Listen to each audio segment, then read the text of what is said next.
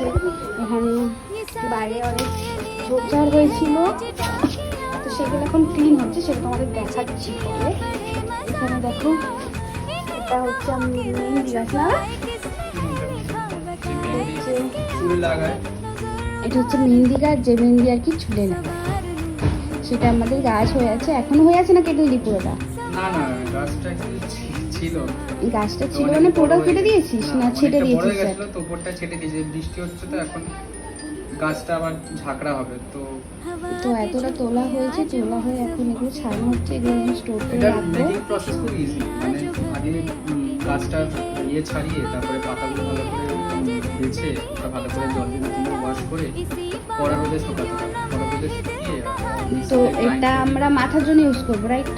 হ্যাঁ, মাথার এটা মাথার জন্য ইউজ করতে পারে, হাতের মেহেন্দির জন্য ইউজ করা যেতে পারে। হাতের থেকে মাথাটা বেটার, কেন হাতে অনেক অনেক জিনিসপত্র